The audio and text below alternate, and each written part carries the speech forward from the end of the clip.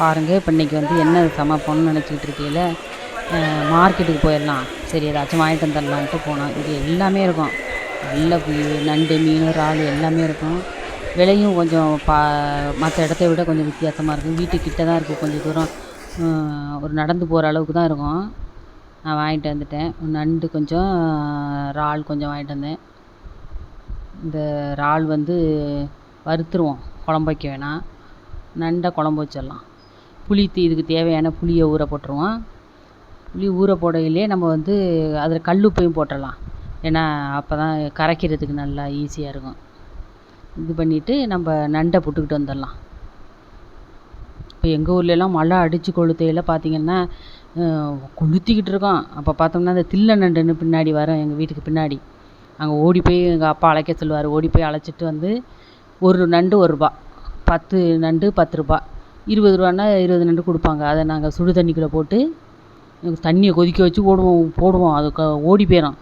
எடுத்து அப்படியே வச்சு மூடி வச்சுட்டு அதுக்கு பிறகு செஞ்சோம்னா சூப்பராக இருக்கும் அந்த குழம்பு. அது இங்கெல்லாம் வராது, அது கடற்கரை ஓரத்தில் பொந்து பொந்தாக இருக்கும். அங்கேருந்து பிடிச்சிக்கிட்டு வருவாங்க சில பேர், ஒரு கூடை மாதிரி இருக்கும், அதுக்குள்ளே போட்டு கொண்டு வருவாங்க. அது மாதிரி இது கடல் நண்டு. இந்த நண்டு எங்கள் ஊரில் உள்ள நண்டு தான். இது கண்ணு நண்டுன்னு சொல்லுவாங்க, அது வேறு இருக்குது. இது வந்து எங்கள் ஊரில் உள்ள நண்டு தான். அது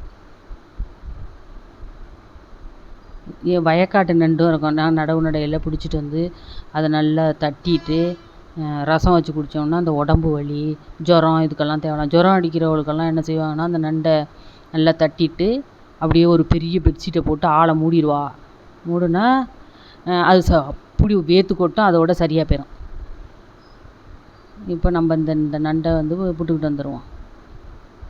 இந்த இறாலில் வந்து மஞ்சத்தூள் போட்டு அப்படியே கொஞ்சம் 1 மணி நேரம் ஊற வச்சுட்டோன்னு வச்சுங்களேன், உரிக்கிறதுக்கு ஈஸியாக இருக்கும். அல்லைனா அப்பயே எடுத்து உரித்தோம்னா படப்படன்னு தோல் வராது. இதில் மஞ்சத்தூள் போட்டு வச்சுட்டிங்கன்னா அந்த உரிக்க போகையில் நல்லா ஈஸியாக இருக்கும். இப்போ நண்டை புடலாம். வெளியில் போகல, மழை பெய்யுது, அதனால நான் உள்ளே உட்காந்துக்கிட்டேன். இப்போ பார்த்திங்கன்னா இதை எடுத்துக்கிட்டு இந்த பெரிய காலை எடுத்துருங்க. எடுத்துகிட்டு இந்த முனியில் கொஞ்சம் அப்படியே நகம் மாதிரி இருக்கும், அது வரையும் ஒடிச்சுக்கணும். இந்த சைடும் ஒடிச்சிக்கிட்டு இந்த கீழே இந்த இது மாதிரி இருக்கும், அதை இது பண்ணுறதுன்னா நான் கத்தி வச்சு எடுத்துக்கோங்க. இல்லைன்னா நான் என்ன செய்வேன், அந்த நண்டோட கடிக்காலை எடுத்து அதை அப்படியே எடுத்துட்டோம், அந்த டாப்பு கலட்டனா அது கலண்டுறோம். அப்படியே எடுத்துகிட்டு அதை பிச்சு போட்டுட்டு இதை அப்படியே பேத்தோம்னா வந்துடும் ஓடு மாதிரி. இன்னும் உள்ளே வந்து ஆரஞ்சு சொலை மாதிரி இருக்குது பாருங்கள், அதை எடுத்துடணும். இந்த சைடும் எடுத்துகிட்டு அந்த எதிக்க உள்ளதையும் போட்டுறணும். போட்டுட்டா அப்படியே போட்டுடலாம். கொஞ்சம் பெரிய நண்டாக இருந்துச்சுன்னா நான் பாதியாக ஒடிச்சிட்டு போடுவேன். இது சின்னமாக இருக்கனால நான் முழுசாக போட்டேன். இந்த இன்னொன்று பாருங்களேன், இந்த கடிக்கால் எடுத்துடணும். சைடில் இந்த காலெல்லாம் பிச்சிடணும் கொஞ்சம் கொஞ்சமாக. இந்த பாதி வரையும் பிச்சுட்டு இந்த சைடும் பிச்சுட்டு இதை இந்த கடிக்காலை வச்சு ஓப்பன் பண்ணிடணும். ஓப்பன் பண்ணி அப்படியே பேத்துட்டு அப்படியே எடுத்துடணும். நாங்கள் இந்த பெரிய நண்டாக இருக்கிறதுக்கு இந்த ஓடுக்குள்ளே வந்து ஒரு கொழுப்பு மாதிரி இருக்கும், அதை எடுத்து தனியாக கிண்ணத்தில் வச்சுருந்து குழம்பு கொதிக்கையில் போட்டால் அது குழம்பு நல்லாயிருக்கும். இது சின்னமாக இருக்குது, அதனால் நான் எடுக்கலை, அப்படியே போட்டுட்டேன். இதெல்லாம் அப்புறம் பக்காட்டுறேன். இந்த இறால் வந்து இப்போ பாருங்கள், மண்டையிலேருந்து அப்படியே அந்த இதை பிச்சு போட்டுறணும்.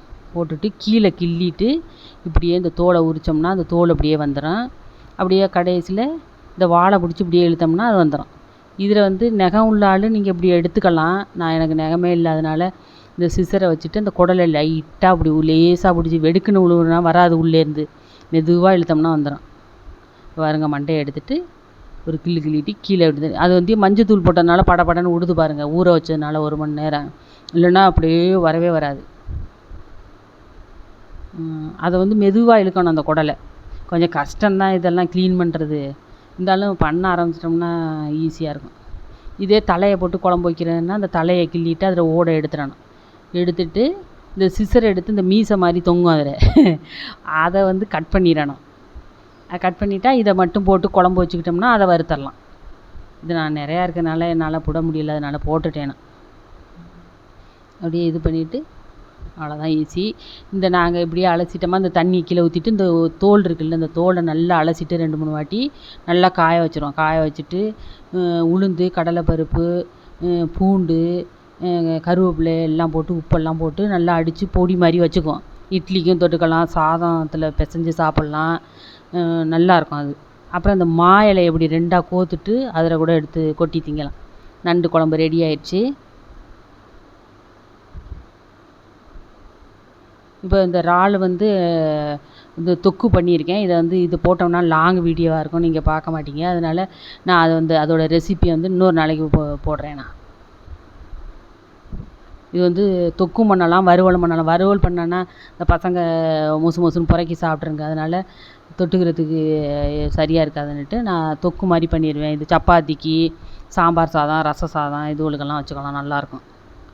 கஞ்சி கூட வச்சுக்கலாம், நல்லாயிருக்கும். சாதத்துலேயும் போட்டு பிசைஞ்சு சாப்பிட்லாம். இப்போ வந்து குழம்பு வச்சாச்சு, இறால் தொக்கு பண்ணியாச்சு, முட்டை வச்சாச்சு, சாதம் வடித்தாச்சு, சாப்பிட்லாம்.